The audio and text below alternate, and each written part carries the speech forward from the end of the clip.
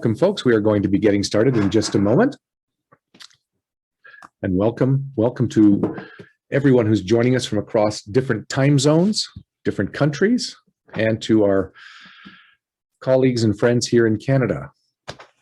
I'm Lorne, and we will be getting our introductions and our session underway in just one moment. Good.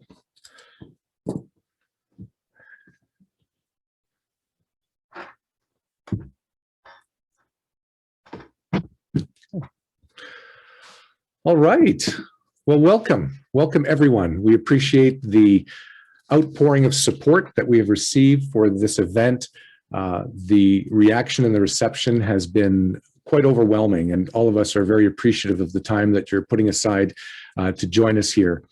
So I would like to welcome everyone across multiple time zones, multiple countries for this event. My name is Lorne Kelton, and I am privileged to be moderating this important panel on critical mental health conversations. Now, this free event is being hosted by the foundation of the Canadian Association of Professional Speakers, and the foundation certainly appreciates any support you may be able to give, and donations are can be made directly at the CAPS Foundation website at capsfoundation.com, and there'll be more about that in follow-up communication after this event. Now, there has been no shortage of adjectives to describe the challenges that countless millions have faced over the course of this past year. More than 40% of Canadians alone say that their mental health has declined since the COVID-19 pandemic was declared in March of 2020. So today's conversation also ties in with the Canadian Mental Health Association's Mental Health Week that runs from May 3rd until May 9th. Now, their theme this year is get real about how you feel and name it, don't numb it, which I believe dovetails nicely with the topics that we'll be discussing today. Now, before I introduce today's esteemed panel, I'd like to have you please take note of the following information, which I'm just going to put next to myself on the screen. And let me let you see that a little bit more clearly. So I'd like you to please note that the information provided during this presentation is not a substitute for professional advice. And if you feel that you may need medical advice or counseling, please consult a qualified healthcare professional.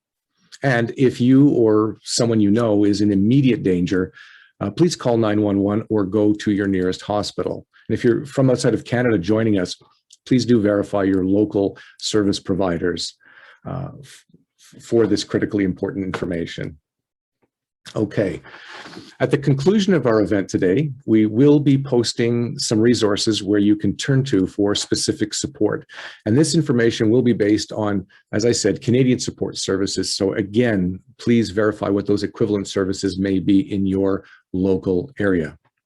So without further ado, and I'm just going to bring up all of our panelists again. And let's do this. Okay. I hope we can see everybody. Without further ado, allow me to introduce these 5 remarkable professionals who are going to be sharing their insights and experiences with you today. First is Dr. Sagel Bellen, who is a behavioral science professor, a psychotherapist, stress specialist, and professional speaker.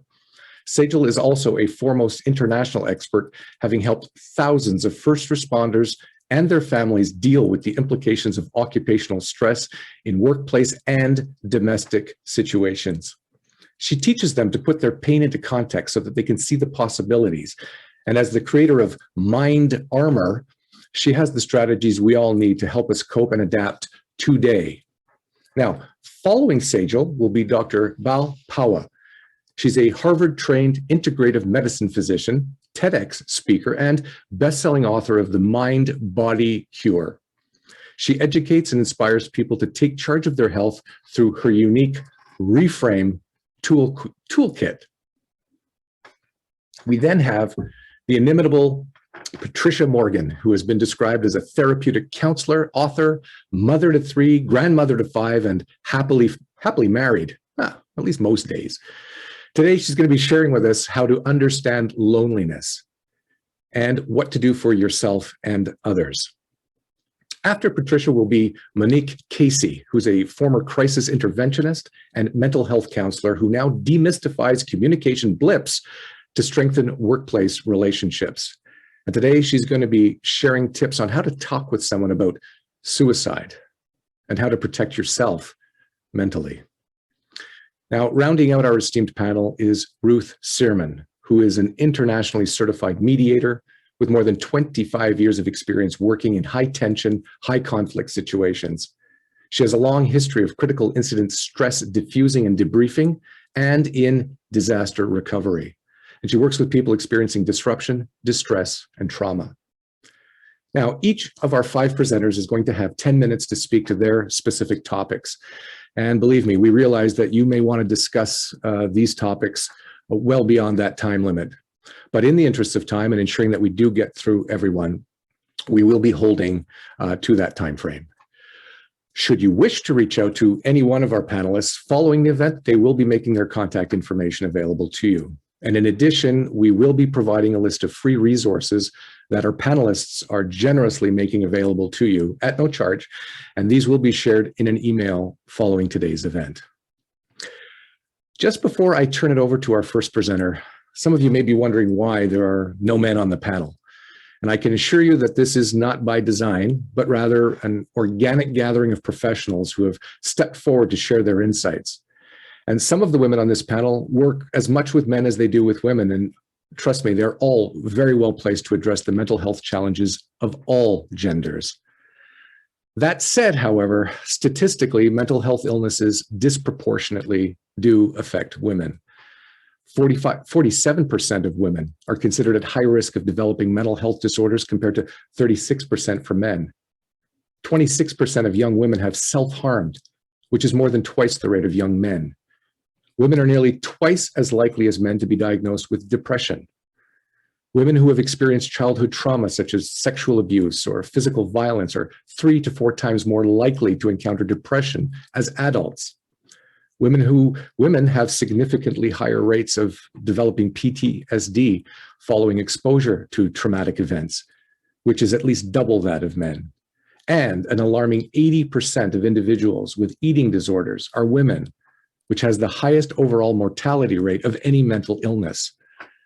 There are also a host of societal factors that we just can't get into today that tend to increase women's susceptibility to mental health challenges.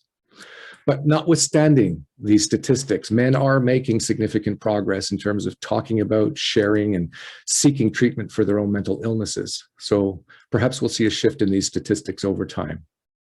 So let's get started with our first speaker, Dr. Sagel Bellen, who will speak to us about being emotional unapologetically. Please take it away, Sagel. I don't think we can hear you, Sagel. It would help if I unmuted. So welcome, everybody. I'm thrilled to be here with you and excited to share, hopefully, some new ideas around being emotional unapologetically, and to get you to think about emotions in a different way than we have typically have. Basically, today, my hope is that we'll be able to redefine how we've been looking at emotions. How many of you out there have been told, don't be sad, don't be angry, made to feel like some emotions are positive, some are negative? We want to take that definition away. We want to rewrite it. We want to reinvent it. And we want to understand that we have a spectrum of emotions and that all of them are different and actually have purpose. So we're going to talk about, again, sort of taking away that label of being positive or negative. We're going to look at the language of emotions and the spectrum of emotions that we may feel. So how many of you through this pandemic have been really going through what feels like a roller coaster of emotions? Well, today, like I said, we don't want to talk about them from a negative or positive perspective, but rather a renewing function or a depleting function. So emotions either renew us or deplete us. When we talk about anger, sadness, fear, those emotions tend to deplete us. Joy, happiness, gratitude tend to renew us. So just understanding emotions from a different perspective can change the way that we relate to them. Here's the good news. As you've been going through this pandemic, you have been resilient. You've been adapting to change. We're wired to do that. We are wired with our surge capacity. And what surge capacity is our ability to face and deal with crisis. The reality is that we're able to deal with that on the short term. The reason why we're feeling very emotionally depleted is this pandemic has lasted a lot longer than a lot of us had planned or foreseen.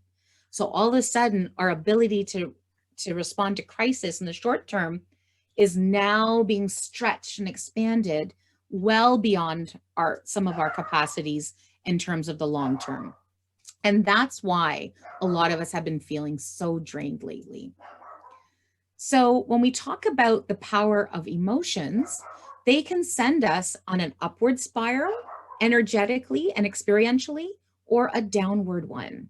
So just think about the momentum of energy and understanding which emotions deplete you and which emotions renew you, all of a sudden put the power of emotions in your hands. When you feel like you're being really drained and strained, feeling emotions like boredom, disappointment, worry, discouragement, revenge, jealousy, anger, sadness, know that you can intentionally participate in activities that will help you feel more hopeful, more optimistic, more enthusiastic or passionate. And what that does then is help reverse that negative spiral, that downward spiral, into an upward spiral. Again, it helps for you to feel like you have more control. When we look at redefining emotions, we also want to look at the function. So meaning that, we all feel them, and emotions are not only just feelings, but they affect the way we think. They affect the way that we physically feel, so that it's a system of responses. And a lot of them are universal. So a lot of us know what happiness feels like. A lot of us know what anger feels like. But as individuals, we may express them very uniquely, and that there's unique combinations for each of these emotions. And it's really important for you to understand how emotions show up for you. Because the better you understand yourself and your emotions, it allows you to be able to then understand others better. Just think about the impact that that has on your relationships, or could have on your relationships. Now, when we look at reframing emotions, we understand that they have a purpose and function. Again, not good, not bad, not positive or negative. It's about purpose and function. Emotions help us inform our actions. It motivates what we're going to do or the way we think. And it also communicates to other people. Think about a crying baby. When a baby cries or expresses sadness or despair or or anger, what does that do? That causes us to go and soothe, to comfort, to do something. It communicates and motivates connection. And it leads us to make informed decisions about what we're going to do. So I want you to think about that in a different way. Emotions have a purpose and function. They're not just random reactions. So they help to motivate our action and help prepare us physically for whatever it is we're doing. It helps to inform our decisions and reactions, and it helps us to communicate with others in our community through body language, through verbal cues, through our actions with others. We also want to think about how complex emotions can be. Think about an onion. I can give you an example. When one of my clients is really angry, everyone perceives them as being just angry. And what are they angry at? But if we were to ask the right questions and peel that first layer of anger off, we often find that it's connected to fear or sadness or some sort of other uneasy feeling. So the idea is to understand that emotions are not just one layered. They're very much multidimensional. So anger can be actually rooted in fear, which is rooted in sadness, could be due to loss. So for example, if you've suffered a real loss in your life, you are fearful in new relationships. And when you're fearful and no one's listening to you, or you felt like you're not being heard, it can be expressed as anger. And then on top of that, if you've done something embarrassing or what you feel is embarrassing as a reaction, you then feel guilt or shame. So we can see the cycles that emotions can lead us on so easily. But these are true of not only depleting emotions, but also those renewing emotions. So remember, intentions do matter. So when you reflect on your emotions, I want you to think about, what are they telling me? So the next time you're angry, why am I feeling angry? What is anger trying to tell me? How has anger served me in the past? And what would my desired outcome in this situation be? So instead of choosing how you may react to this, you all of a sudden have choice, and you can actually choose to respond to the situation differently. By having awareness of what you're feeling, how you're feeling it, and why you're feeling it, it gives us choice. It gives us that time to think about the logic and the facts in the situation. So we're not just randomly reacting to people, but we're actually thinking about our consequences of our actions and what our desired outcomes are. So that's the difference in being able to leverage your emotions to cause you to respond to a situation versus react. So the purpose of today really was just to have you think about emotions in a different way. It's not something that you just randomly react to, that just kind of randomly comes up, but versus looking at emotions as a tool, as something that has led to our survival, has led to our connection, has led to our many experiences in life. Emotions are good for you, all of them. And so be emotional unapologetically. Thank you. Belle, I'm going to hand it over to you.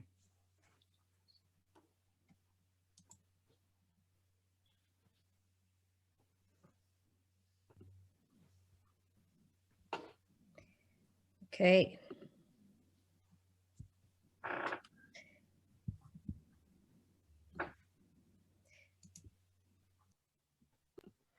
Thank you, Sagel. So you just heard about the emotional state, and I'm here to tell you how our emotional state relates to our physical state. So for 30 years, I've been a physician, and the first question I ask when I go into a patient's room, how are you feeling today, Mrs. Smith? So feelings, I've discovered, are the language of the body, but thoughts are language of the mind. And we have 60, 70,000 thoughts a day, but we don't attach to every thought. But if we do, and our pattern becomes what we call a fear-based pattern, we then learn that that fear state translates to feelings in the physical state. So for example, our nervous system, which is like an engine, it's located in the brainstem, it translates every second what you're feeling. So if you're in a fearful, threatened state, as we've been for the last 1 year with the pandemic of uncertainty and fear, it dysregulates our nervous system. So our nervous system starts to produce cortisol and adrenaline. And if it's prolonged and excessive over a long period of time, just as we've been experiencing, well, it translates into symptoms. And some of these you may relate to. Sleep, insomnia is a big problem right now. Mood, anxiety, depression, what we're talking about today. When you're in a state of fear perpetually, then you're going to show up differently in the body. Hypertension, high blood pressure, The brain can be poor focus or memory loss. You can have gut issues and breathing problems. And for women, if you're perimenopausal and having periods, you'll notice that your periods change in frequency, or you might see heavier periods. You might see more PMS, premenstrual syndrome. You might see more moodiness and irritability.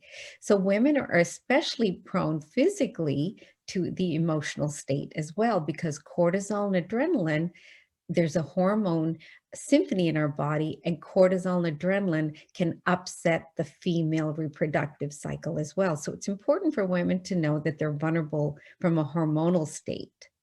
But what do we do currently in our medical system? We're throwing a pill at every ill. Prescriptions for insomnia, for depression, anxiety are going up every single month. And I'm here to show you that some degrees of anxiety and depression you can control. You can prevent some of these symptoms. So we're all familiar with the fight or flight response. Our nervous system has a gas and brakes. So if you get revved up and you see a saber-toothed tiger, automatically, you don't have to think about it. Stress is automatically. It revs up the adrenal gland, you produce cortisol and adrenaline. The problem is that cortisol affects every system in our body, including our immune system, our heart. We can get high blood pressure, increased heart rate. You know what it feels like when you have acute stress and a dog jumps out in front of you while you're driving. Well, imagine if you lived like that all the time in a state of heightened response. Your heart takes a beating, your blood pressure, your blood sugar, and gut problems. And of course, the brain that produced stress can actually be stressed by the stress that it produced. So it's not good for your brain to have cortisol and adrenaline on all the time. Now, how have we been coping with stress? So we learned that our emotional state you can name, and the Canadian Mental Health Association this year is focusing on naming it. And so we want to say, okay, what are you doing when you feel stress? How do you cope with stress? Many of us medicate in different ways. Some of us take coffee to wake up in the morning because we're so exhausted from the night before. Some of us are having a couple glasses of wine or more in the evening to relax ourselves. The sales for cigarettes, alcohol, and cannabis also went up in this last 1 year. So it gives you a great indication of how we've been self-medicating. And of course, comfort foods. The number of bags of Doritos that have been sold. I mean, at one point, stores were sold out of Doritos. So it goes to show that we as humans tend to emotionally eat when we're bored or we're stressed. And sleep deprivation or excessive screen time, prolonged sitting, all of those things contribute to our well-being. So we can learn to name our emotions. We can learn to tame our emotions, but we can also learn to reframe our emotions so that it doesn't affect us physically. So I've created a reframe toolkit, and this is a really handy little acronym to say, well, let's look at this situation differently. We can't control what's outside of us, but we can control how we show up. So reset, exercise, food, rest, awareness, mindset, and examine. And we don't have time to go into all of them, but I'm going to show you how to reset your nervous system when you're in an emotionally fearful state. So to reset your nervous system, the first thing you want to know is how important the breath is. When you take a deep breath in through your nose and exhale through your mouth and hold it for about 5 seconds, what you're doing is you're learning to regulate your nervous system by using your vagus nerve. It's very powerful. So that's how you reset your body out of fight or flight into rest and repair. It's like putting the gas pedal, taking the foot off the gas and putting your foot on the brake. So it gives your body a chance to repair itself. So that's the first step, reset your nervous system to get your body out of fight or flight into rest and repair. The second thing that you can remember is, how do we reset our mind? Our mind is so active, we're inundated with information. So this is a neat little formula called SODA. And it has to do with how we have the ability to think about what we're thinking. That's called metacognition. When you say, oh, why the heck did I say that? Why did I do that? That ability to think about what you're thinking is called metacognition. And that's how you can reset your mind. So you stop and you calm down the mind. You observe your thoughts and you can name them and tame them. And then the D is for detach. Detach from the fear-based thought and turn it into a trust-based thought. So you affirm a new thought. And this has to do with the neuroplasticity. If we do this often enough, where we reset our body out of fight or flight into rest and repair, and then we reset our thought processes so that they change our nervous system by using the SOTA technique, eventually your brain learns to default to a better system of coping. So this is much better when you practice it over and over. Say you're feeling a state of panic or fear, reframe that thought and turn it into a more positive thought, something that you can control, something that works for you. It's very important. Right now, we've got a tsunami of mental health issues. I think the coronavirus has done something very good in that it has removed the stigma of mental health. People are open to talking about it. There was a time when if you were feeling anxious or you're feeling very depressed, you didn't want to mention it because there was a stigma attached. So what Corona has done and the pandemic is evened out the playing field. People are having conversations saying, look, I'm hitting a brick wall. I'm feeling really demoralized. I'm feeling scared. We're sharing our feelings and we're all feeling the same thing. The fear, the uncertainty. But mental health has many manifestations, and disease mental health can be mild, moderate, or severe. So I want to urge you that if it's mild and moderate, please use some of these tools that we're going to give you today, and prevention is the key. But if your disease is to a point of escalation, you're debilitated by panic attacks or your depression, you're feeling so hopeless that you don't feel like getting out of bed, please contact your mental health services and your healthcare provider so that you can get the help you need. There's no magic formula to keeping healthy and fit. You have to really, I think the big discovery and the big epiphany that I want to share with you is that I was a patient myself. And you have to learn to advocate for yourself and grab onto the power that you have.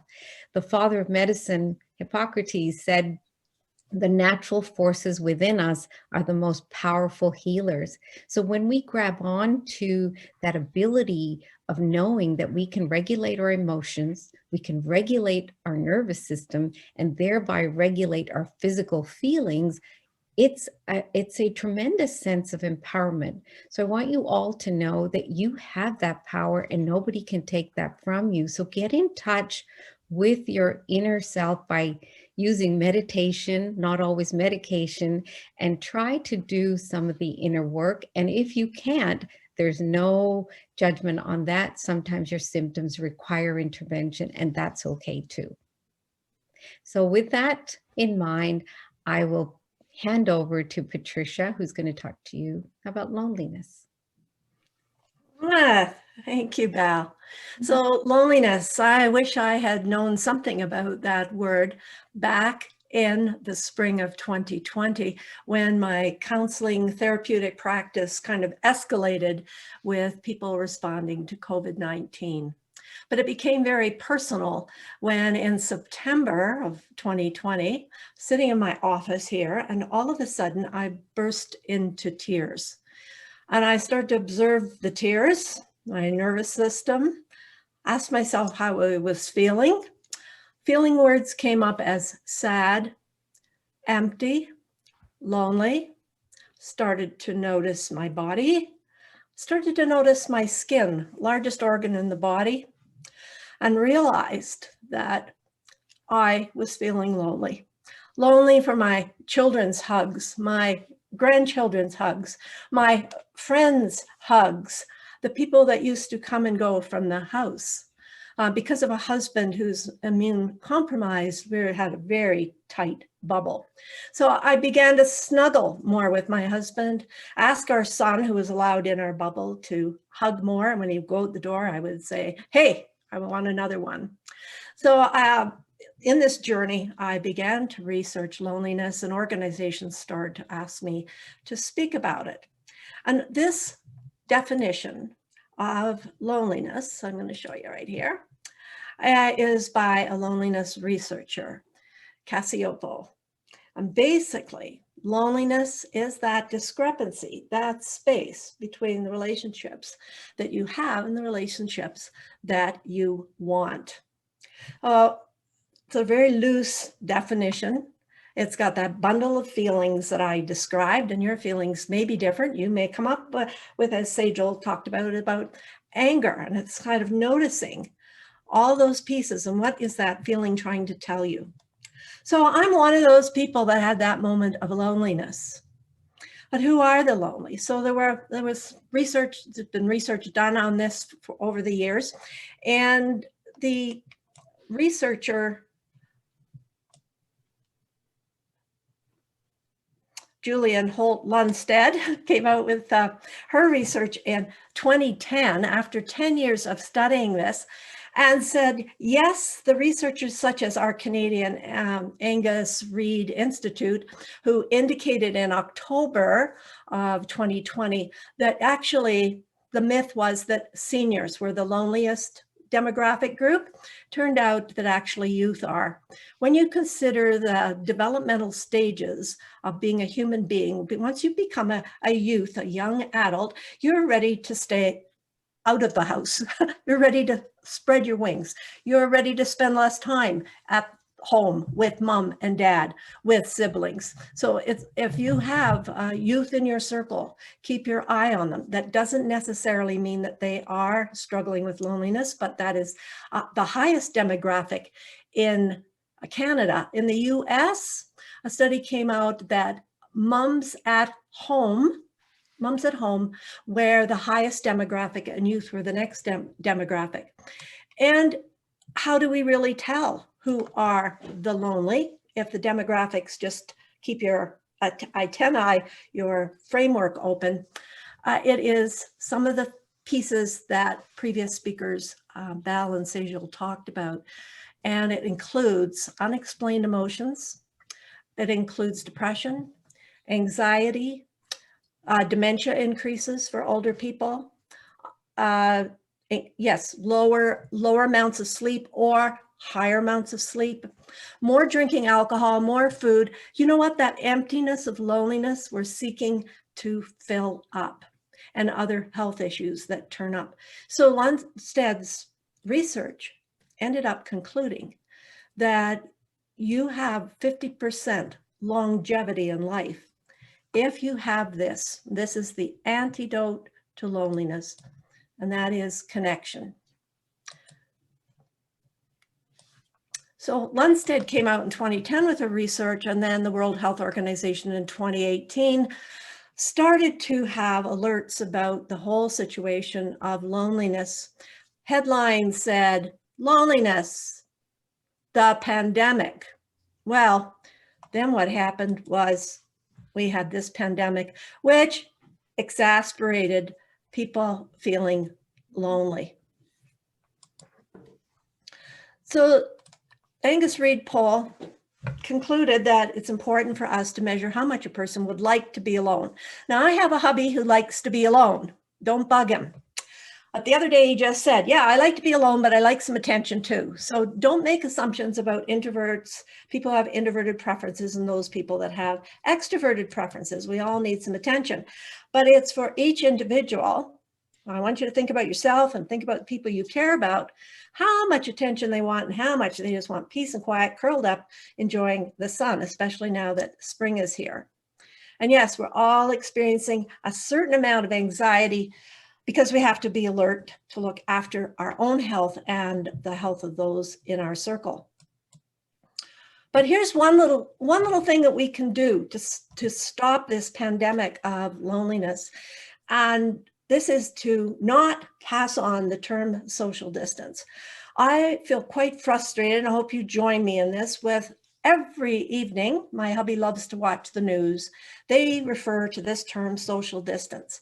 That is the last thing that we need during a pandemic when we're being asked to isolate ourselves. My daughter and grandson right now are quarantined. They're just itching to get out. And so we're phoning more, and we're doing FaceTime more with them to compensate. We need to find during this time ways to compensate about making those connections which keep us healthy. So I want us to say, yes, we need to have physical distance, and what can I do to fill my social needs? The previous Surgeon General of the United States, Vivek Murthy, recently released a book in 2020 called Together. And he concluded there's 3 kinds of connections, relationships, that we need for us to stay socially healthy. And the first is confidant.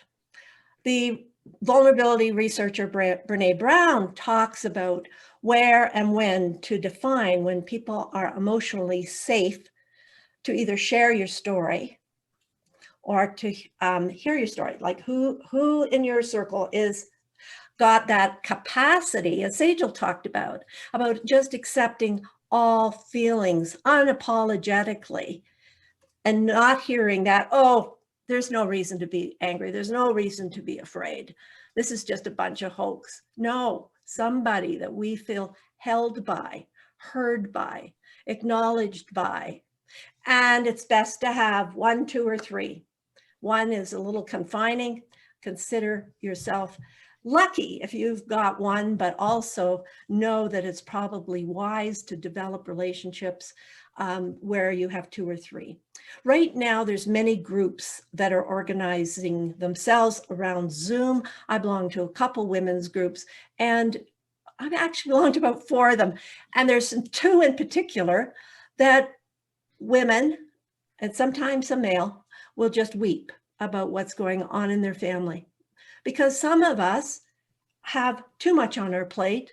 Some of us are living with too many people and we can't have some space. And then there's others that are living alone and are longing for somebody to come in their space. Yes, cliches come up around COVID-19, and that is we're all in the same storm, but we're in different boats. Some boats are empty and some are crowded. So we have to accept what's going on for other people and not assume that our experience is somebody else's experience. The second aspect of having connection and social health that Murthy talks about is a sense of belonging to a close-knit group, often family. I have 2 women in my life. One is from Ethiopia, that's Gannett, and a dear friend, Jeanette, who call me their substitute mother. Actually, Gannett calls me her Canadian mama, and Jeanette her substitute mother. And so if you don't have a family that's either available or maybe toxic or deceased, whatever the situation is, know that there are people that are open to being your auntie, being your uncle, being your grandpa. I adopted a barber years ago when my father really wasn't available to me emotionally or mentally in a lot of ways. And this barber became my substitute father. You want to have a group that you feel I belong here. And the third area, which we as CAPS members are very lucky to have, is a sense of community that shares similar values. Notice our values. Here we are providing mental health information to as many people as we can reach as speakers. And a community helps you be on purpose, to make your contribution of your gift. So why do we get up in the morning? To make some kind of contribution to make this world a better place. So do find your community if you haven't already have one. And you might want to make your social collage. Especially during this time, it's a lovely little therapeutic piece to do, is to take some photographs or maybe even do it by some sketching, or maybe you just write some names of the people that you have, that your confidants, where you belong, and where you have a sense of community. And I want to, before I finish, talk about the importance of oxytocin. Oxytocin is that hormone that we get from getting our touching needs met. It is so important for us to have our touching needs met. And it regulates emotions, helps regulate emotions. It helps with empathy. It helps with trust. It's called the love hormone, for goodness sakes, when you get really intense with the touching. So an oxytocin has this sense of being alive at the same time as calming our nervous system. So how the heck do we get our touching needs met when we're so confined? I used to look so forward to going to my CAPS meetings because we speakers are crazy huggers. Just a little caveat there, if 1 in 6 women have been sexually abused, you want to check. I have a wonderful friend at CAPS called Pomo Carpino, and he says, hug permission. And I say, yes. So you want to get permission. And once you got the permission, I do this with clients. I say, do you like to hug? Is it comfortable to hug? And if you do, we'll hug at the end of sessions. Well, now we're doing virtual hugs. I'm teaching people to do virtual hugs. This skin, this largest organ in the body, needs to be touched. I look in the camera and I say, I want you to imagine I'm hugging you. Cross your arms, squeeze your elbows. Right. So hugging needs, here's some other options. Some people are buying pets. Great. Again, that's that touch. But here are a couple more ideas for you. Hang on. I have to do a little something to show you. And here you go. Well, that feature's not working. So back to me. I am going to give Monique a big, generous hug. Please accept it, Monique, and tell us about that hard topic that may happen when people are feeling chronically lonely and don't know it. And as I give you the hug, I'm going to tell you what to say if you suspect that you have a loved one, somebody you care about that's feeling lonely. You go gently, cautiously, and say, might you be lonely? Because there is still a stigma about being lonely. There's a perception that we don't have any friends. And Monique, you're a dear friend. Take it over. Thank you, Patricia. I was sitting, it was a Tuesday afternoon, I was sitting at my desk at the crisis center, and Rachel, she had just joined us. It was my first day working with her, and she was sitting across from me. She was a student from McGill University, the School of Social Work, and she was going to do her internship. So she was told, just listen to everybody talking, and you can ask them questions after. So I get a call, and this woman is telling me her story. And it is really, really hard. She's experienced a lot of sadness and a lot of tragedies, really. And I could hear it in her voice, and I'm listening, and she kept saying, there's no point. There's just no point to all this. And she was saying, and I would ask her, well, what can you do? And she'd say, there's nothing I can do. Now, there's 2 words. If you only hear these 2 words in the few minutes I've been given here, it is hopelessness and helplessness. When we can hear those words and we can see it in their body, we need to be aware of those 2 words, because for me, that's usually when I start digging a little bit deeper. And she was telling me that I've been diagnosed with depression, and now I'm on an antidepressant and it doesn't work and I feel worse. And so I asked her, are you thinking of hurting yourself or even killing yourself? And she said, yeah. So I asked her, do you have a plan? And she said, yeah. And she shared it with me, and it would have worked. So I said, listen, I have a different plan. I want you to let me help you. I want you, please let me help you. Let's try something else first.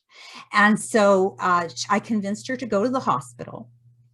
I wanted to go pick her up and bring her to the hospital. She didn't want me to do that because people would see me. And so I said, just go then and I'll meet you there. And so she was going to go and call me with the nurse. And then I would go join her and keep her company. And so I'm typing in my notes and Rachel looks over at me and she's like, wow, whose model of intervention did you use? And I said, what? And she said, what model of intervention? Who did that model? And because at McGill, they're very theoretical. And I said, well, actually, no, I didn't use anyone's model. You see, I was homeschooled. My mother had bipolar, and this was something that we had to deal with. And I had a friend in high school whose mother had committed suicide, and it just turned out that way, that I had a lot of different people that showed me what it can look like. Now, there's a lot of signs that we've already gone through: the sullenness, the different emotions, sleep being changed, too much sleep, too little sleep, mood cycles. There's also one that if you see someone suddenly picking up speed and they just seem to be happier and they're suddenly giving all their stuff away, that's when you really need to red flag. Okay, just put one on there. And one of the things that she had said was she had started an antidepressant. And when you start a medication like that, that's actually a higher danger because you still feel crummy, but the medication starts working and it gives you more energy first, but you don't feel better. You feel like you have energy to do the action. So that's why I'm saying when she said she just gotten on antidepressants, she felt hopeless, she felt helpless, I need to do this. Now, I want you to know, you don't need any special training. You may have actually already saved someone's life and didn't know it. In fact, I didn't get trained for suicide intervention until 1 month before I quit that job. They didn't have the money, they didn't have the time, so I just did what I thought. And there was this one woman I picked up from the psychiatric ward. And when they go on new medications, it's not stable at home, they would come and stay with us for a couple of weeks sometimes. And she had decided she would kill herself, but she hadn't done it. She ended up in the hospital. So I did ask her, well, what happened? And she said, well, I had it all planned out. And I was even writing my letter and like my letter of goodbye, because that's what you're supposed to do. And she said, and my friend called and said, hey, it's a beautiful day. You know, let's go for ice cream. And I said, wow. And that's all it took? She says, yeah, I wasn't giving up on ice cream. I could put that off. And her friend asked her, what is going on with you? How are you feeling? And ended up taking her to the hospital. And that's why she was saved that day. So this wasn't in October. This was during the summer, and ice cream is a big deal in the summer in Montreal.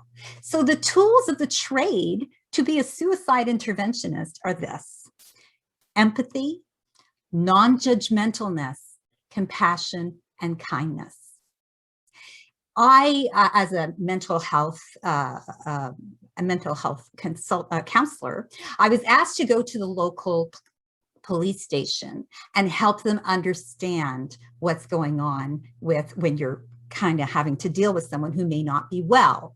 And I simply asked them this: how do you want to be treated if this is happening to you? Now, remember, you're out of touch with reality. I was talking to them specifically about psychosis. You are feeling overwhelmed. All of these juices are floating around in your brain, and now it's malfunctioning. How do you want to? How do you need to be approached? And that made all the difference in how they were going to deal with people moving forward. I could see it on their faces, like, oh, they thought like containing them and getting them to the hospital by force. But that doesn't work, because the next time they'll run when they see you. So there's a little bit of training that goes on with everybody who's involved on the front lines. Now, I've sat on the edge of a gurney with complete strangers, relatives, and friends. The beginning of this process doesn't take a degree. It just takes kindness. And I'm going to get a little personal now, because almost 4 years ago, I was involved in a car accident. And what they totally missed was the extent of the brain trauma and its effects on me. I have always suffered from anxiety from the time I was little. I'm very sensitive to feeling judged and ridiculed or even shamed. I grew up in a shame-based family. And I'd also been diagnosed with ADHD, but I was really high functioning, so it didn't feel like a big deal. But both of these took a big hit. After my accident, I was unable to work. In fact, it took almost 3 years before I can say my executive functions of my brain are finally getting aligned. Right after the accident, my husband lost his job of 19 years. And then soon after that, 6 family deaths in 6 months. One of them, my mother, and it was her decision. Another one was a suicide where he hung himself and my relative found him, and she's not over it. So I developed a clinical depression and recognized it when nothing that I could do, all the stuff Val talked about, taking care of ourselves, couldn't stop it. And suicide ideation followed me like that big black dog. And I started thinking there was no point, that my family would be better off without me.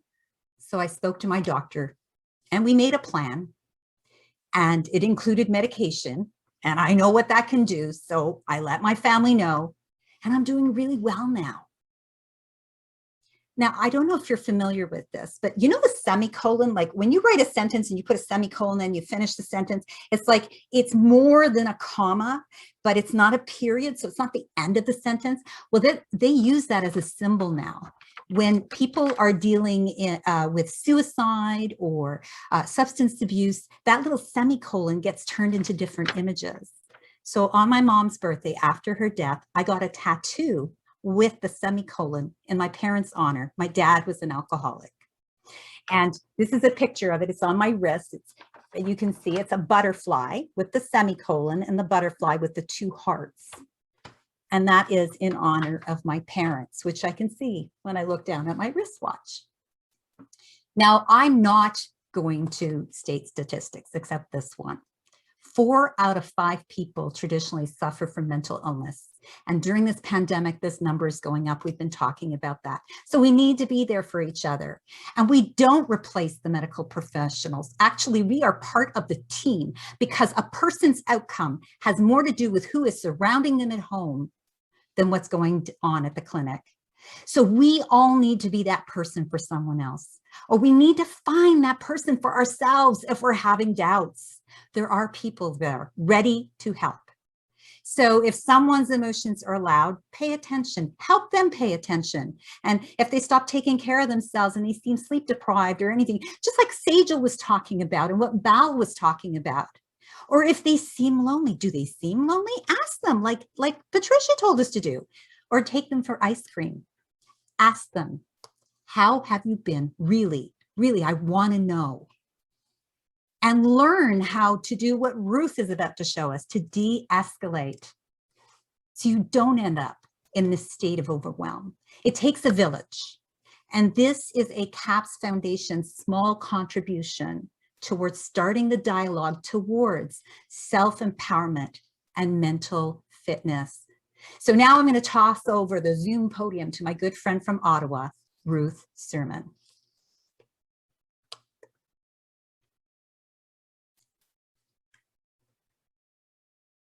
And all I have to do is find the unmute button buried behind the webcam. Thanks, Minik.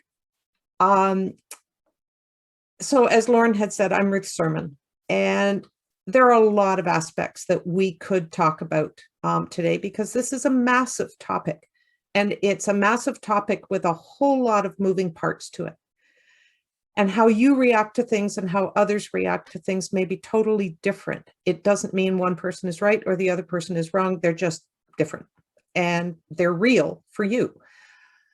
Our intention when we discussed what to do with this session was to be as practical and as real as we could be. And I think you've heard some pretty real stories. I want to focus on the reality of how we interact with others, and in particular, how we interact when we're under stress and or we're in high impact situations. And we are in, as people have said, unprecedented times. I've been a critical incident stress debriefer and diffuser for since 1997, I'm not doing the math.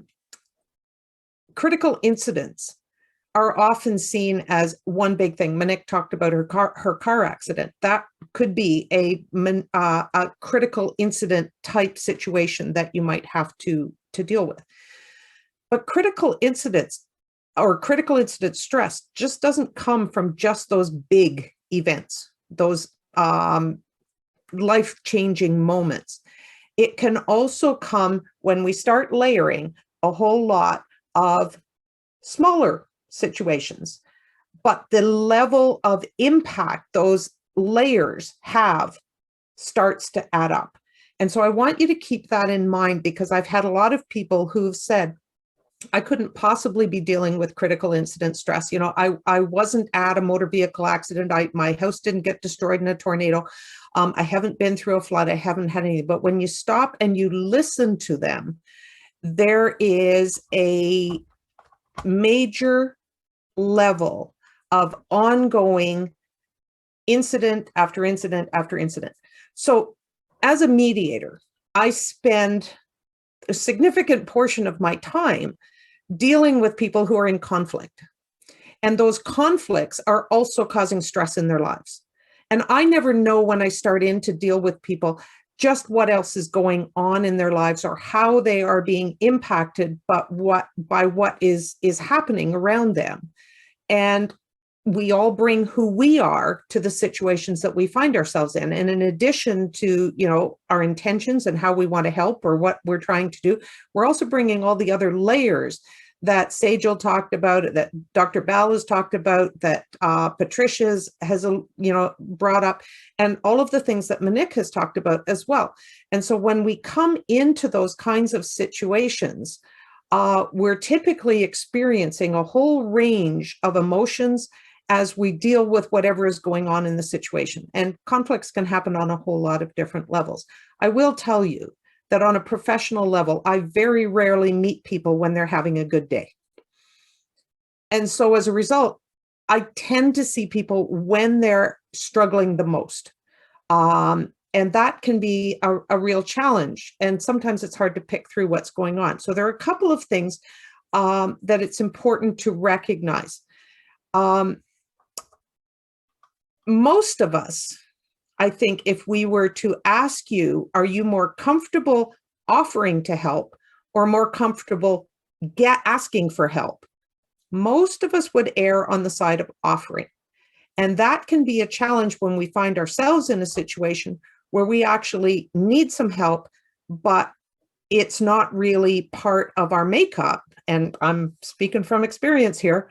I will help anybody, but boy, it takes a lot for me to say, you know what? I actually need some help on this level. And I've done more of it in the last year than I have, I think, in the last 65 years of my life.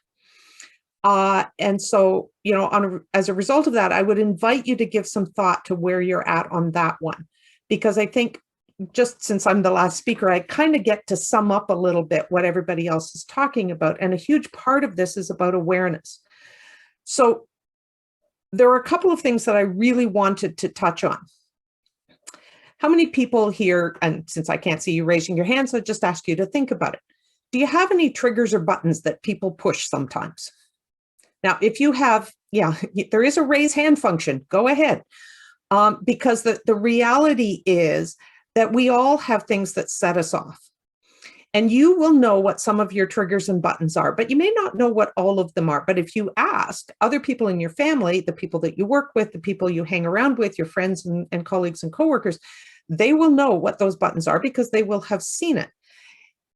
And if you think about it, our reaction to those triggers and buttons can change, and it can change fairly dramatically. So if you're a parent and you have a 2-year-old, and all of a sudden this 2-year-old for the very first time goes, no, most of us as parents would look at the child at the time and go, oh, isn't that sweet? He's learning to be independent. Now, when that same 2-year-old goes, no, for the 36th time in 23 minutes, I can promise you your reaction is not, oh, isn't that sweet?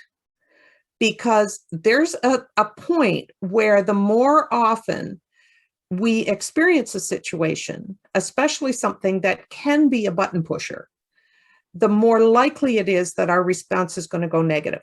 And the more often that negative trigger gets pushed. Now think about what happens when the child is 6 and they go, no, and you've been listening to it now for 4 years. I can promise you it's not, oh, isn't it sweet? He's learning independence, and he's still learning independence. And there's a whole lot more likely response of, enough, I said no. The reality is that we can experience what I would call button fatigue. And button fatigue is when a button gets pushed over and over and over again to the point where it gets a little raw. And as it gets raw, our reaction tends to get stronger, and the amount of trigger that we have to experience to set it off gets a lot shorter. And so if you're a person who has a short fuse to start with, you may find yourself actually losing it. And I think everybody at some point in their life has lost their cool. And, you know, think about what that's like. There's often a lot of damage control needed afterwards, because that's when the filters come off and we tend to say things that we wouldn't necessarily say, or do things that we wouldn't necessarily do. So if you're a short fuse person, the window or the length of the fuse gets a lot shorter, and you can react pretty darn quickly without necessarily really wanting to. If you're more of a slower burner person, then what happens is you continue to be a slow burner, but each of those times that the button gets pushed or that the pressure goes up, it's like putting a finger over the pop bottle and starting to shake it. And when you finally do lose it, you're more likely to actually explode because there's a lot of pressure behind it. So that's one thing to keep in mind. Be aware of how you're reacting to situations that you would normally be able to manage.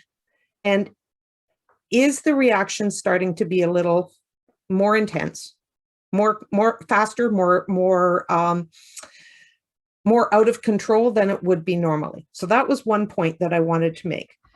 And part of that, and I will say that this affects all people. And there are a couple of things that we haven't really touched on too much. And that is that everybody reacts in their own way. There is one gender thing that I would like to say, and that is, with all the disaster recovery stuff that I've done over the last 20 years, I've noticed something. And that is that typically dads, husbands, male colleagues are often trying to hold things together for everybody else. They want to be the person who's strong. They want to make sure that their family is okay, their partner is okay, their kids are okay. And so they suppress what they're dealing with, and it tends to come out in other ways. And after the tornadoes in 2018 that hit Ottawa, I had a lot of conversations with a lot of men who had lost their houses. And I said to them, you know, like, nobody is okay. Because I would say to them, how are you doing? And they'd say, oh, I'm okay. And I said, no, you're not. Nobody can be okay when 137 houses in a town of 1,100 people are gone or destroyed to the point where nobody can live in. Nobody is okay right now. And when I start to talk about some of the things that others have raised about sleeping, about eating, about headaches, about memory loss, hard to focus, all of that, and they say, oh, I have all of that. Say, okay. And that's the indicator that you need to be concerned about. So there's one other thing that I wanted to give you as a tool, just to think about. So here's something I want you to consider. And that is, if you had a pond in your yard, and in your pond there is one lily pad, and in that lily pad doubles every day. So it grows, the number of lily pads in the pond. So every day, if you had one on day 1, then on day 2, you have 2. On day 4, or on day 3, I'm going to back up. On day 3, you have 4. Every single day, the number of lily pads in the pond doubles. On day 30, your pond is so full of lily pads that you couldn't pack another one in with a shoehorn. I want you to think about this, because what I want you to answer is, on what day was the pond half full? And just put your answer in the chat. I'm only going to give you a couple of seconds, so don't think about it too long.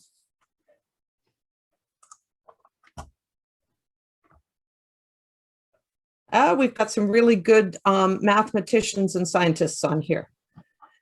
A lot of people will say that the pond was half full on day 15. The reality is, no, the pond was half full on day 29 because every day it doubles.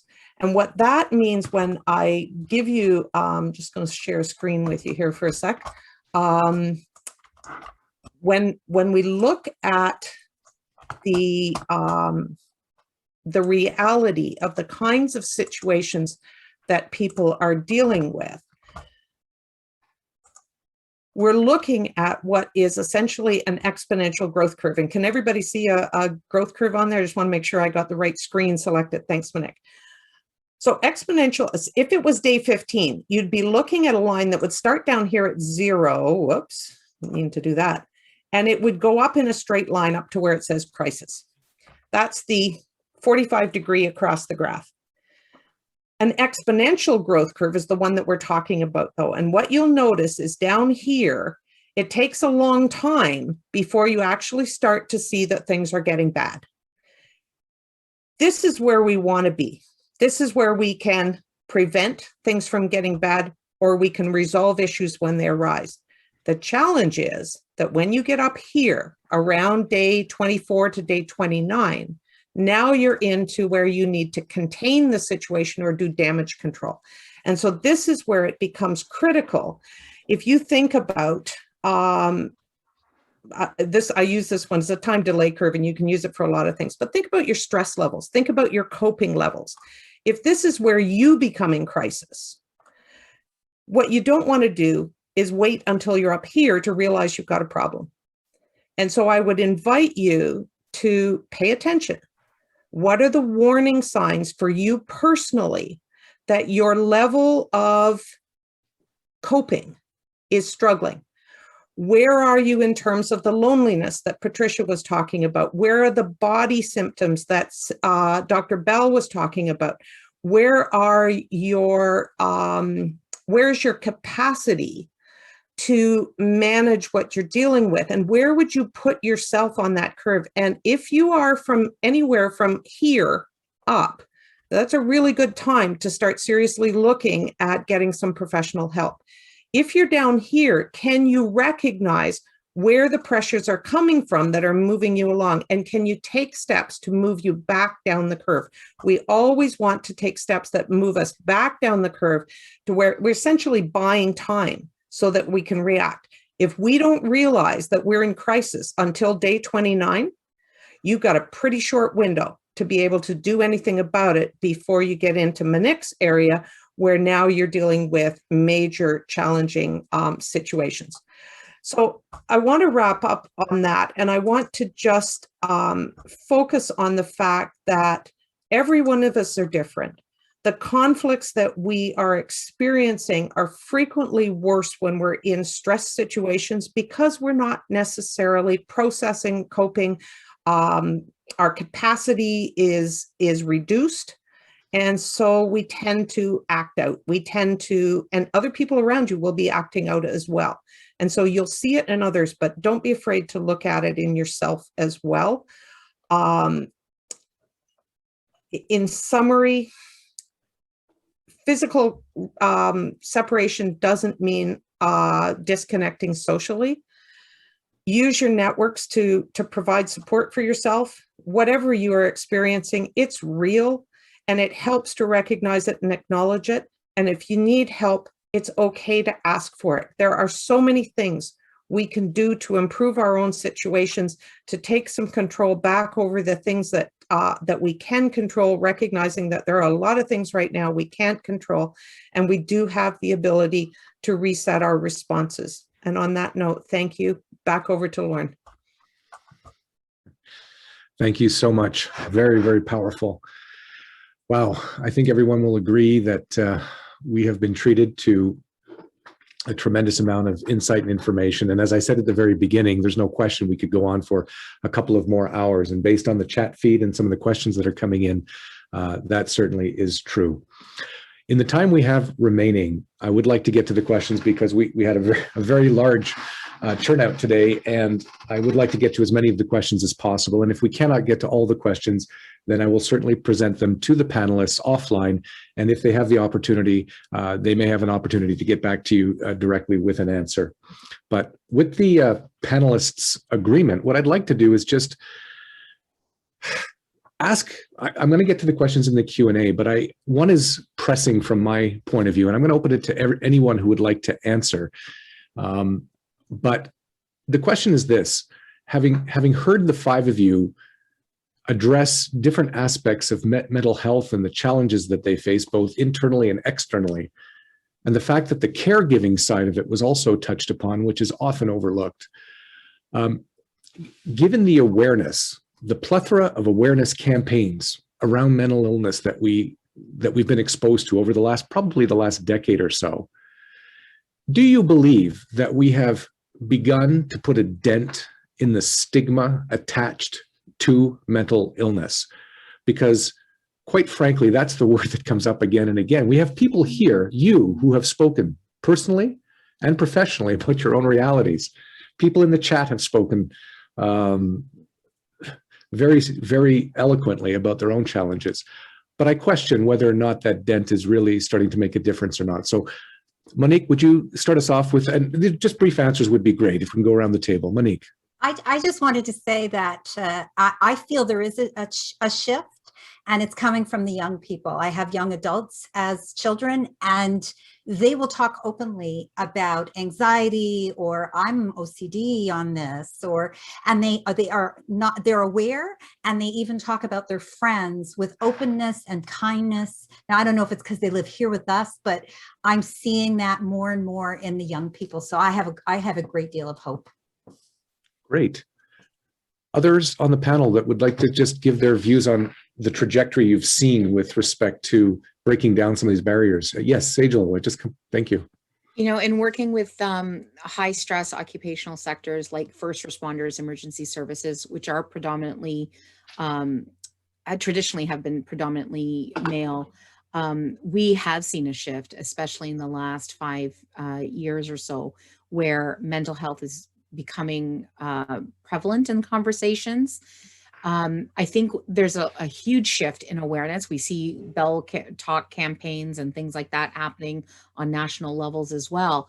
So I think the awareness has definitely made a shift. Where I think we need to have more shift is in action, in making services more accessible, in actually giving people the tools and ability, now that they're more aware, what can they do? So I think that's the sort of the next place that we need to see a shift. Thank you, Sagel. Dr. Power, I'm sure you have something to say on it. I can certainly say I'm working in the trenches with mental health every day. And certainly there's an expanded awareness of mental health and a willingness to have conversations like this. So I agree that the awareness piece is there. But I have to say that it's really difficult for patients to get into a psychiatrist or get in with a psychologist. Everybody's just overwhelmed. So more and more, we have to provide places where we can give them tools for self-empowerment and how much can they do to prevent an escalation of their symptoms. So I think the focus should be more on education and tools and resources that we can provide to people so they can do a lot of self-care now more than ever. It's required, it's needed. Thank you. Thank you very much. You know, when you speak to someone like yourself who, and well, mostly all of the panelists here, but I would think, Dr. Powell, in your particular case, when you are in the trenches, it must be incredibly both joyful when you see the progress, but also incredibly saddening when you know the resources are stretched to that limit and people could be helped if those resources were there. Did anyone else want to comment on that? Because I have one other, Ruth, go ahead. Yeah, there's something that came up for me, and it's coming directly out of the work that I do as a mediator. I think it's one thing to address the stigma on an individual basis in terms of, am I willing to have this conversation? Are my friends and I willing to sit down and have that conversation? There's another level of stigma that we don't very often talk about. It's the stigma of, on a more systemic level, of things like, will your long-term disability insurance cover a disability due to or time off due to anxiety or depression or so on. And I remember, because I'm a PTSD survivor, 25 years, it's under control for the most part. But when I applied for long-term disability insurance, I was asked, have you ever sought mental health support? And when I said yes, because we went through a whole lot of counseling after my kids were hurt in an accident, we went through a lot of counseling after that. And I was denied long-term disability related to anything related to mental health, anything, for a period of 10 years after I took out the policy. So I think there are other levels of stigma that we have to deal with, and they are not being addressed. Wow, Thank you, Ruth. wonderful. Wow. Last word to you on this question, Patricia, before we go to the audience. I just want to mention that the world of therapy and healing has increased in its awareness and its ability to heal. EMDR has moved into even more modalities to treat trauma. And so we've become much more effective but it's again the funding. And I just want to point out that COVID, as well as many of the movements, have created more divisiveness in our communities and our countries and our culture than we've seen for a long, long time. So the increase is going like this of demand, and the ability to support is going up like this, but the funding and support politically and goodwill is not there. Yeah. Thank you. I'm going to go to our first question that came through from our audience today, and it's addressed to Dr. Bell. We like to call her Dr. Bell. And it goes like this. Do you believe we can get attached to depression so that it gives us some type of control over a situation that is out of control? In that way, we become our illness. We benefit from it to some extent so that we don't want to let it go. The person says that they're not calling anyone out. They just feel that they were themselves subject to that. So is that something that you can address, Dr. Bell? Sure. I think to sort of fine tune the word attached might be habituated is a better word, but our brain does become habituated to a certain way of thinking. We wake up every day, we have all these thoughts, but many of them are repeat thoughts from yesterday. So there's 60,000 thoughts, but the majority will be from yesterday. So we get into patterns of recognition and habituation. And yes, when you get into the depression category, there are different kinds of depression. There's the genetic, there's the neurochemical, there's situational. But if it's situational, certainly we can become habituated. And if your personal reality becomes your personality, then it's a seamless line. So you can't tell that this is what you've created and now it's become your personality trait. So your personal reality became your personality. What I tell patients is, look, you have your mind. That's your programmer. You have your brain, which just memorizes things. That's your computer. And then you have your body, which is like a display screen. That's what displays your symptoms. But if you want to change what program is running in the body, you have to go back up and talk to the programmer. And that's the metacognition, your consciousness, and rise above it and say, am I just a product of my conditioning? And change the program so the brain plays a different program. And then you get a different outcome. I mean, Wow. It goes much deeper, but that's the brief answer. No, but it really does speak to the interconnectivity of the emotional, the cognitive, the psychological, the physical, the physiological. I mean, it is a fully entwined system. Thank you for that. The next question, I believe, is directed to Patricia. And the question is simply, is loneliness an emotion, or are some emotions indicators of loneliness? Well, the question kind of has the answer, right? Yeah. So it depends on what research study you've done that they coin loneliness as a feeling. But I like to go back to the baby, the pure emotional system that the baby has. And really, loneliness is that sense of disconnect. And I'm not getting the attention I need. I want attention. And so the antidote to loneliness is, as we talked about, social connection. But okay, so the feelings, the baby's feeling sometimes rejected, sometimes neglected, sad, don't have what I want, nobody's here caring about me. Yeah. So those feelings when I broke out in September was an emptiness, feeling empty, the body response, the sadness, the hollowness, and sort of a longing for, yeah, to even have my skin touched, right? Yeah. Thank Hope you. that answers it. Very helpful.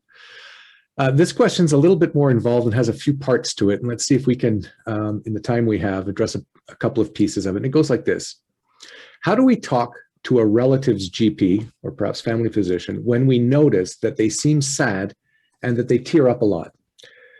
We don't know exactly where the relative is at and don't want to miss something. How do you respect the level of privacy for the person and yet help them when they may be in denial? I'll throw that out to Monique, please. Yeah, so this is something I had to deal with a lot with my mom, you know, and even my father. And the thing is that a doctor is not allowed to speak to you, but you are allowed to speak to them. And so what I would do is sometimes I would send them a note, and I knew they were going to tell Mom, your daughter has been in touch with me, but I didn't care. I needed her to get the help she needed, right?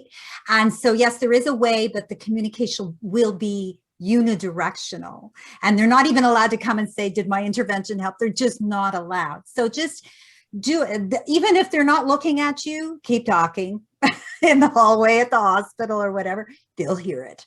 And that's it. That's all I have to say about that. Just do it. And as a physician, I can certainly say I have lots of family members or friends send notes during the 20, 30 years of my career. I'm not allowed to break a patient's confidentiality, but it really gives me perspective when I have a caregiver saying, you know what, she's not getting out of bed. She's not putting her lipstick on. And it might be, you know, just it provides me perspective. It provides me another view because I only see the patient for those 5 or 10 minutes. And then the rest of the time, that might be their reality. So it is helpful. Go and talk to their GP. The GP may not give you much feedback back, but it helps them to make the decision for that patient. And if I could add one more little thing, when people would be taken to the hospital, I helped a lot of people take their loved one to the hospital who was psychotic, who was a danger to themselves or others. That was part of my job as a mental health worker. And they'd say, well, as soon as they get there, they will contain themselves and appear normal. And I would say, what would trigger them? And they'd say, oh, if I showed up. I said, great, wait outside the door till the doctor shows up, then just pop your head in, and then they'll scream. And we need the doctor to know, or they can't treat it, because so many people it's like a revolving door for them, because they convince the medical professionals, I'm fine, I'm doing great, because they are able to contain themselves. So that's another piece of, absolutely. Yeah. Thank you. Sagel, thank you. Yeah, when working with clients, you know, I always encourage them and remind them that they live in systems. They live in their family system. They have a work system. So, you know, having the insight from other people is really helpful. And I usually start the conversation by saying, well, how would this person describe what you're like in the morning? And then sort of open them up a little bit more to even bring them in, a family member or the persons that they're closest to, in on the session, so we can actually have a conversation together. Again, not where I'm guiding it, but where it gives opportunity for even the person in the chair to be able to share with their loved one how they can be best supported, what could change within the living system that would help them do better, because I'm only with them for that 1 hour a week. But what else could be happening? And so I always encourage family members, or I allow the person to invite whoever they want into the sessions as well, so that they can start to create a safe place no matter where they are. So, and it provides an opportunity for that member to also provide information or insight that we may not be getting in the room. Thank you. That's very much appreciated, Sagel. Ruth, you get the last word on this question. There was just one thing, and that is that sometimes the conversations need to happen, and it may be tough to get that person engaged in the conversation. There are a lot of times where mediation is not just about workplaces. It's not just about harassment complaints. It's not just about it. It's families who need to sit down and have a conversation about what they see going on with somebody there who's going to help keep the conversation focused, on track, and so on, and come up with a plan for how you're going to deal with things. Now, that in and of itself is something we often don't think about. But yes, absolutely get medical help. But if you really need to have a conversation with somebody and they're not necessarily engaging in that conversation, then it doesn't hurt to ask for help with the conversation end of things. And the other thing I would say, as somebody who has dealt with a number of different things, you know, both with my parents and also with my kids to some degree, there were times where I actually took a video of what I was seeing, and I would show that to the doctor and say, just help me understand what it is that I'm seeing right here, right now, because I don't know how to deal with it. And you'd get oh, I had no idea that was what you were up against. And in many cases, it has changed the conversation. So just a thought. Thank you, Ruth. I appreciate that. We are hitting the bottom of the hour. I know the panelists have agreed to stay on a couple of minutes extra, but some do have to move on to presentations taking place later today. But we have received quite a number of inquiries. I'm going to see if I can get to a couple more, if the panelists will agree to stay on just a bit longer. We have a question that asks, how do you offer support to a friend who's just survived COVID, fortunately, but whose partner is in ICU? The person is distressed, and I want to help them while waiting for answers. So there may be a number of layers to peel back there, but do you have some suggestions or insights as to how that person might help with that scenario? Do you want me to jump in? I mean, we all have thoughts on that, I'm sure. So I think all of the speakers today provided, you know, a reference point and framework. So the friend who's the supportive caregiver, sometimes it just, all you have to do is show up. Sometimes you feel like, I'm not equipped to deal with this, but if you just show up and provide listening and provide and be the 411 responder, not the 911 responder. So the 911 responder is jumping in to try and, you know, walk their journey. But a 411 responder is when you just show up, you're supportive, you can show up with food, you can show up with some resources, you can take them for a walk in nature, you can do safe things, given they may have been exposed to COVID, but you're showing up in and saving a place of listening and non-judgmental awareness for that person. So it's really that you just show them that you care and that they have a safe place to be. And you don't have to have necessarily the skills and the counseling and the background. It's enough for that person to know you're there. Thanks, Dr. Bell. That's very well said. And the notion of empathy, which is a word that gets thrown around a lot, and I think today it's been thrown around in the right way, and sometimes it's thrown around, and assumptions are made about what kind of support people need. And you've shone a bright light on the fact that showing up can, in and of itself, be a potential gateway to reducing stress, anxiety, etc. And there's a term I like to use in some of the work I do called tangible empathy, which simply means I like to see, and it touches on what you just said, Dr. Bell, what can you actually do physically other than just showing up? Think about what it is that person may need that they're not in a position to share with you. Who else? And Monique, you talked directly and indirectly about this. Who else is in a position to shine a light on what the needs of that individual are if they cannot do it themselves? So thank you for that. Monique, you wanted to speak to this? Or did I? You sort of touched on it, but yeah. So when we show up, we think that we have to have the right thing to say, and sometimes the right thing to say is, "I have no idea what to say to you. What can I do? How can I help?" What would be helpful? Can I bring you a casserole? What do you like? Are you allergic to anything? Just get curious and start looking for things to do for them that they won't have the energy to even ask for. It might be to go trim their bangs. I don't know, anything. Take them for ice cream is my favorite these days. But yeah, it's just ask them if you don't know and say, I want to help. How do I help? Yeah. Perfect. All right. We're going to get to one last question unless someone wanted to address that particular point before I move on. Go ahead, Ruth. You're on mute. I would just add one quick thing to what Dr. Bell and Minik have said. The most powerful words in those situations that I've come across go like this, and you're welcome to write them down.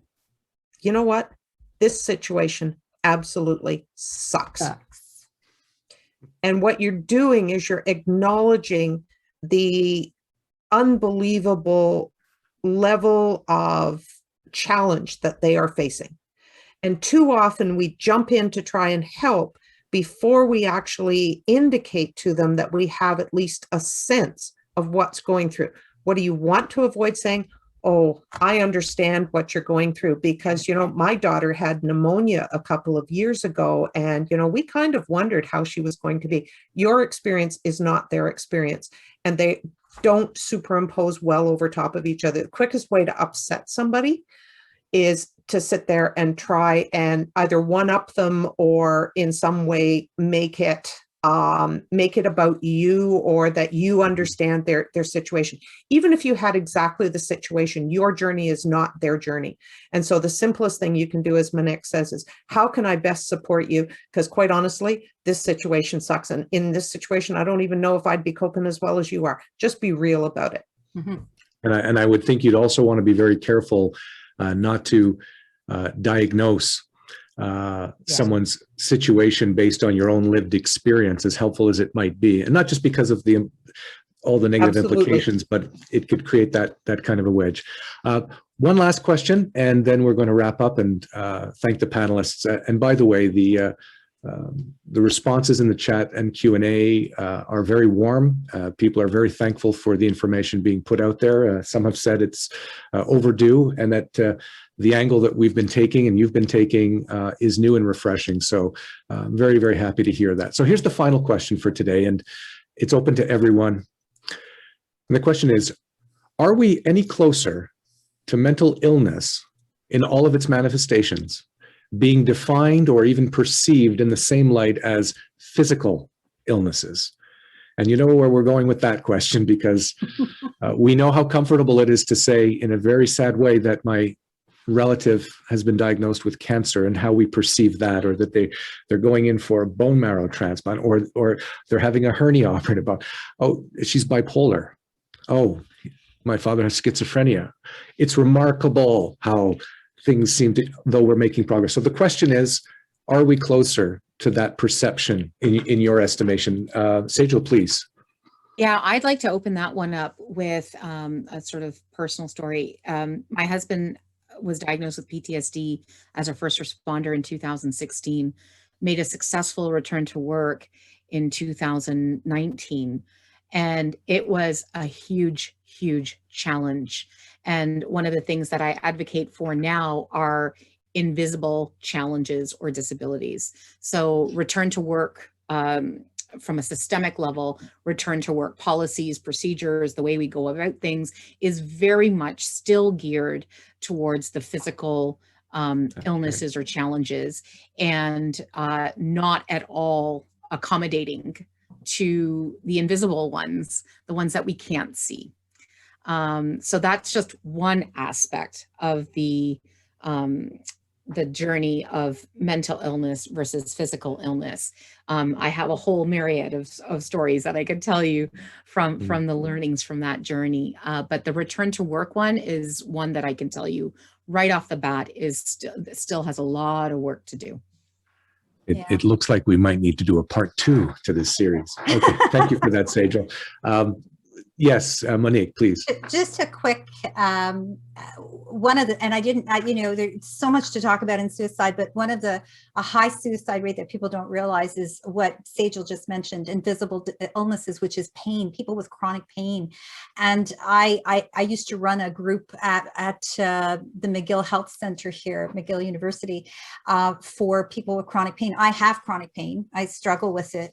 And people don't realize just how that just wears at you. It just does, right? So we just have to be aware that I've already forgotten the question here. It's about how what's it going to take for society as a whole to recognize for the it. brain. Yeah. So basically when people tell me, oh, you know, she has a mental illness, I say, oh yeah, her brain's been affected by her environment, or because the brain is an organ in our body. And when we are suffering from mental illness, that means our brain has been suffering. So I call it brain disorders. When people, when they're really, really stuck on it, I say, well, it's a brain disorder. Are you interested in making sure your brain's functional? Yeah. Well, anyway, that's very helpful because it brings a physiological component to the discussion and moves it away from something that's invisible. Dr. Bell, I know you have stuff to say on this, please. I had a lot to say. I wrote a book on it, but the thing is, because it took me being a patient for 7 years and going through the system and realizing what was missing. So integrative medicine means that you actually connect the mind, the brain, the body. It's all one beautiful system. It's not just a sum of its parts. And that's what we've been doing in interventional medicine. It was designed to work for the emergency patients, you know, throw a drug, throw an intervention, but there's not a lot of focus on wellness or prevention.